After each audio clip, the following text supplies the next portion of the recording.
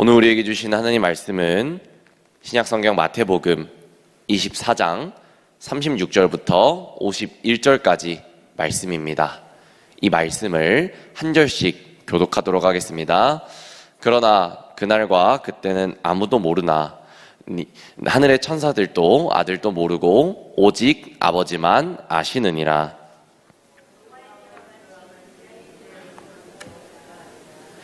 홍수 전에 노아가 방주에 들어가던 날까지 사람들이 먹고 마시고 장가들고 시집 가고 있으면서 홍수가 나서 그들을 다 멸하기까지 깨닫지 못하였으니 인자의 맘도 이와 같으리라. 그때에 두 사람이 밭에 있음에 한 사람은 데려가고 한 사람은 버려둠을 당할 것이요, 맷돌질을 하고 있음에 한 사람은 데려가고 한 사람은 버려둠을 당할 것이니라. 그러므로 깨어 있으라. 어느 날에 너희 주가 임할는지 너희가 알지 못함이니라.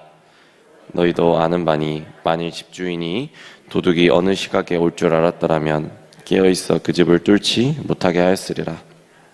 이러므로 너희도 준비하고 있으라. 생각하지 않은 때에 인자가 오리라.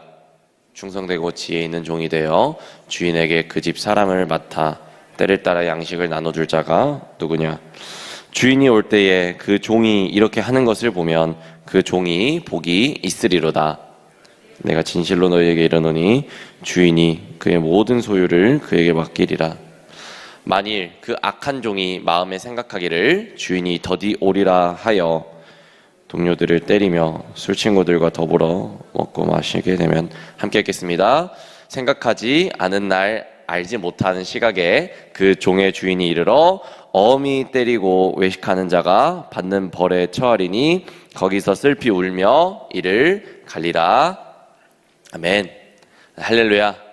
말씀과 함께하는 복된 월요일, 또 아침 함께하고 계십니다. 오늘도 주님 말씀 따라 살아가는 저와 여러분 모두가 되시기를 주님의 이름으로 축복합니다.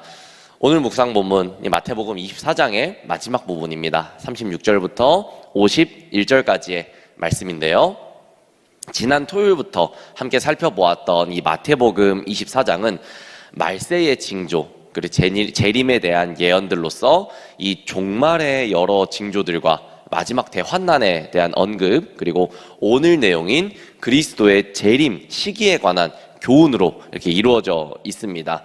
먼저 이 36절의 말씀은 앞서 재림의 정확한 때를 묻는 3절의 이 제자들의 정확한 이 질문에 대한 직접적인 답변으로서, 한마디로 말하자면 재림의 때는 하나님 외에는 아무도 모르며 그러기에 우리는 깨어서 늘 기도해야 함을 의미합니다. 그러면서 하늘의 천사도 아들도 모르고 오직 아버지만 아신다라는 이 흥미로운 내용이 등장하는데요, 여기서 등장하는 아들은 이 예수 그리스도를 지칭하는 그 아들이 맞습니다. 그러나 이 삼위일체를 부정하는 신천지들은 이 구절을 너무나도 잘 인용을 해서 자신들의 교리를 합리화합니다. 그렇습니다만 우리는 여기서 삼위일체를 부정하는 구절로 보면 안 되고, 오히려 성부에 대한 이 성자의 완전한 복종과 겸손함으로 이해해야 합니다. 즉 예수님께서는 재림의 시기에 대한 문제에서만큼은 오직 하나님께 일임했다라는 뜻입니다. 이 다음 37절부터 39절은 노아의 홍수가 있었던 노아의 때에 대해서 언급하는데요, 이 노아의 홍수란 하나님의 최후 심판의 모형이라고 할 수 있겠습니다. 당연히 이 최후 심판이 홍수로 이루어진다는 것이 아니라 심판의 때가 불현듯 돌연히 임하게 된다는 것을 암시합니다.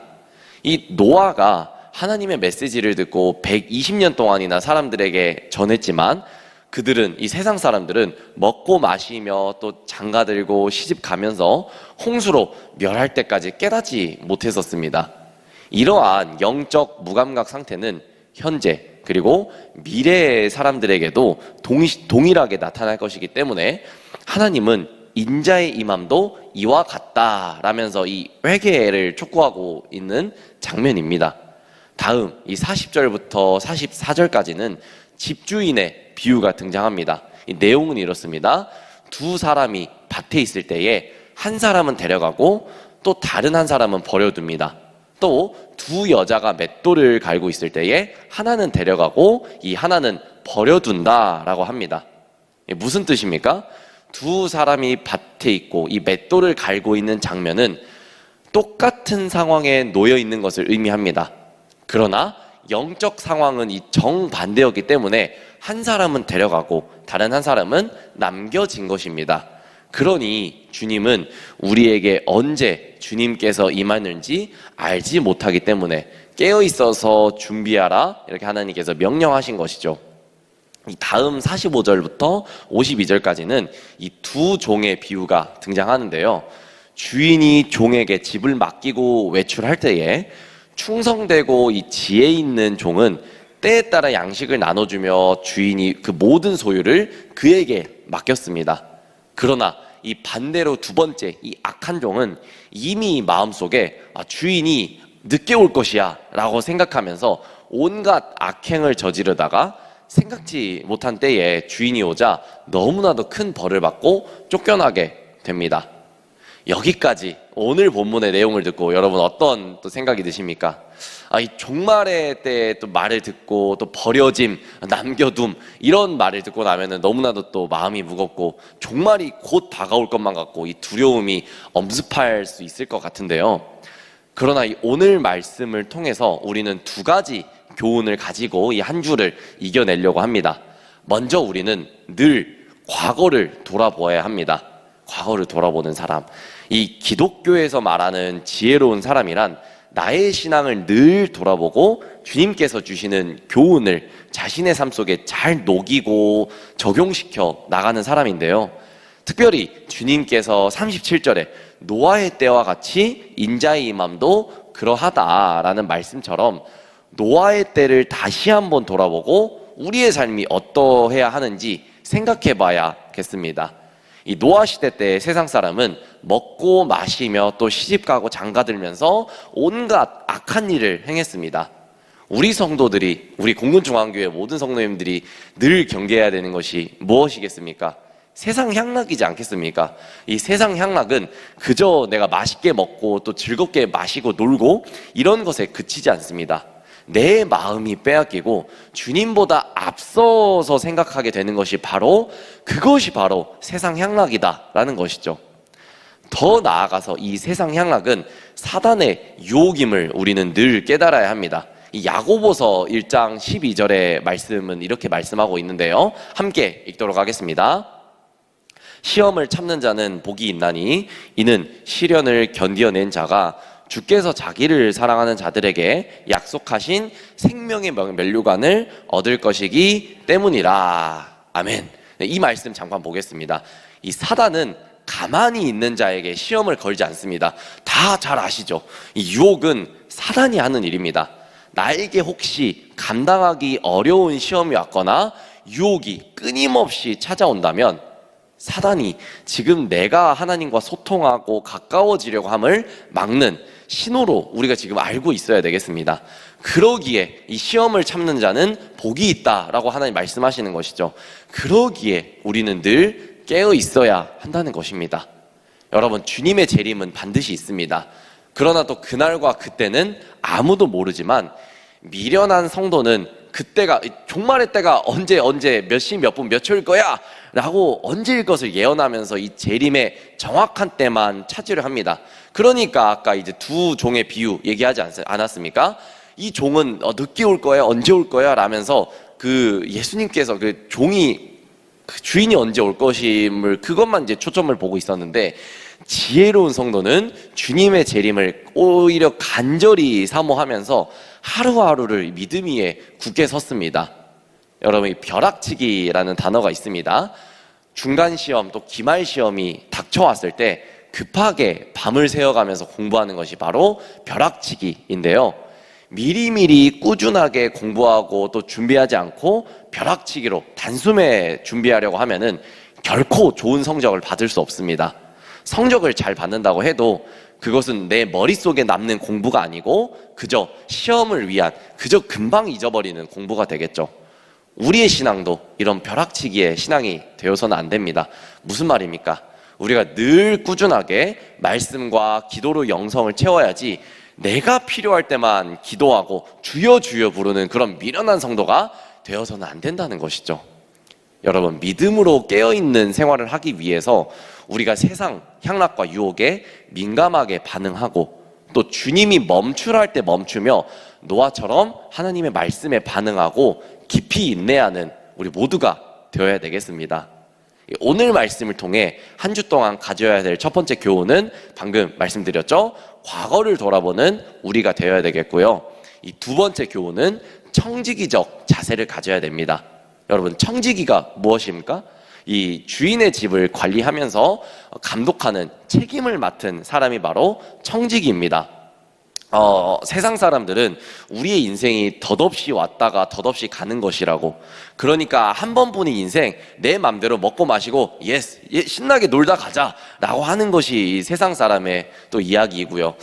얼마 전에 좀 욜로족에 대한 제가 그 이야기를 들은 적이 있습니다. 아무래도 이제 MZ족, 제 나이대에 속한 게 이제 MZ족인데, 전사님도 MZ족 아니세요? 욜로 아니세요? 신나게 먹고 노는 그런 이제 욜로족이 아니세요? 그렇게 신나게 놀고 있지 않으신가요? 라고 하는 질문을 제가 좀 받은 적이 있는데요. 한 번뿐인 인생 내 마음대로 살고 재밌게 놀다 가자라는 이 욜로족, 이 요즘 세상의 사람들은 좀 많은 이런 얘기를 하죠. 그러나 우리 그리스도인들은 분명하게 다르지 않습니까? 예수님께서 우리에게 허락하신 인생은 하나님의 영광과 그리고 그의 나라의 건설을 위해서 특별히 주신 것입니다. 다시 말해 우리에게 주어진 시간, 재물, 그리고 재능 등은 하나님의 영광을 위함이라는 뚜렷한 목적에서 주어진 것이며, 우리는 다만 그것을 관리하며 하나님의 영광을 위해서 성취해야 하는 그런 청직이라는 것이죠. 그래서 우리에게 주어진 이 하루 그리고 평생을 늘 주님의 영광을 위해서 사용해야 되겠습니다. 아멘이십니까? 주인의식을 가져야 한다라고 우리가 강조할 수 있겠는데요. 청지기는 집의 주인입니까? 아니죠. 청지기는 집의 주인이 아닙니다. 그러나 주인의 심정과 주인과 같은 책임 있는 태도로 바로 일을 맡아야 됩니다. 그것이 바로 청지기의 올바른 자세인 것이죠. 그러기에 더욱 우리가 주님의 영광과 주님의 의를 위해 말씀으로 채워지는 삶이 되어야 되겠습니다. 또한 종말의 때를 준비하며 변함없이 충성하는 이 청지기적 자세, 겸손히 섬기는 청지기적 자세를 가져야 되겠습니다. 사랑하는 공군중앙교회 성도 여러분, 말씀을 맺고자 합니다. 오늘 우리는 이 종말의 말씀을 통해서 두 가지 교훈을 배웠습니다. 첫째는 과거를 돌아보는 우리가 되어야 되겠고요. 그리고 둘째는 청지기적 자세를 가지는 우리가 되자 함께 배웠습니다. 중요한 것은 주님은 도적같이 아주 은밀히 오셔서 우리의 모습을 늘 점검하실 것이라는 사실입니다. 우리 99년 또 2000년대에 돌아갈 때에 참 여러분들 다 아시죠? 휴거, 이 종말의 때를 강조하면서 2000년 1월 1일이 되자마자 우리 모두는 하늘로 높이 들려질 것이다 라는 이 Y2K, 그리고 이 종말의 때, 그 휴거의 때를 강조하는 이 적그리스도들이 많이 등장했는데요. 우리 미련한 성도들은 사실 이때를 우리가 생각하면서 세상은 아니 뭔 종말의 때 말도 안 되는 소리를 하고 있어, 이 얘기를 들으면 우리 그리스도인들도 사실 이 종말에 대해서 좀 아니란 생각을 가지고 있는 것이 사실이지 않을까 생각됩니다. 부끄러운 사실이지만 저도 그랬어요. 종말의 때가 내가 언제 올지 모르는데 내가 죽을 때도 종말의 때가 올까? 라고 생각했는데, 이 말씀을 묵상하면서 온 교훈은 이 종말의 때를 내가 계속 바라보면서 이날 이때에 종말이 올 것이니까 내가 그냥 종말의 때만 생각하는 것이 아니라, 하나님이 분명히 이 노아의 때처럼 이 종말의 때는 분명히 올 것이니까 핵심은 정말 우리가 계속해서 기도하고 깨어서 준비하라라는 하나님께서 그 교훈을 주셨던 것처럼, 오늘도 우리 평생의 삶도 이 청지기적인 삶을 가지고 청지기적인 이 자세를 가지고 늘 기도하면서 깨어 있어야 된다라는 이 사실인 것이죠. 예수님께서 이 그리스도의 재림의 시기를 말씀하시면서 오늘 노아의 때 그 집주인의 비유, 이 두 종의 비유를 말씀해 주셨습니다.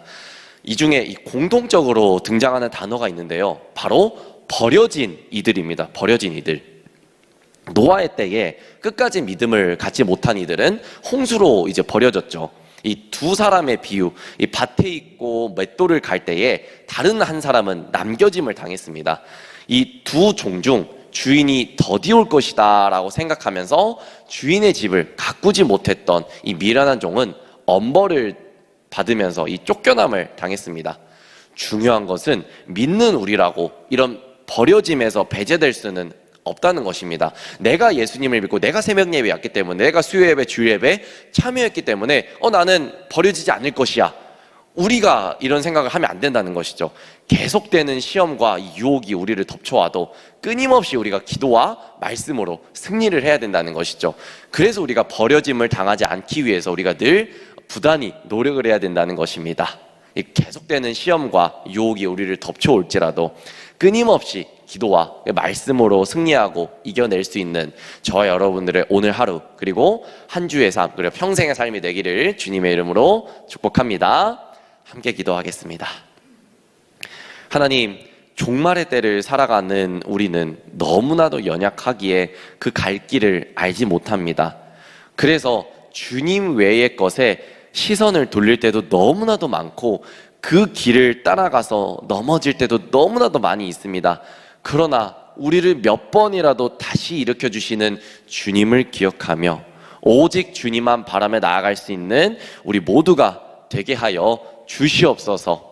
하나님, 종말에 대해서 안일하게 생각했던 우리의 모습을 주님 회개하오니 용서하여 주시고, 하나님께서 말씀하신 종말의 때에 하나님, 이 종말을 그냥 준비하면서 벼락치기의 신앙에 가지는 것이 아니라 늘 깨어서 기도하면서 주님의 말씀을 듣고 또 청취하고 이 청지기적의 삶을 가지라는 주님의 명령을 잘 기억할 수 있는 우리 모두가 될 수 있도록 주님, 오늘의 삶도 함께하여 주시옵소서. 살아계신 예수님 이름으로 감사히 기도드렸습니다.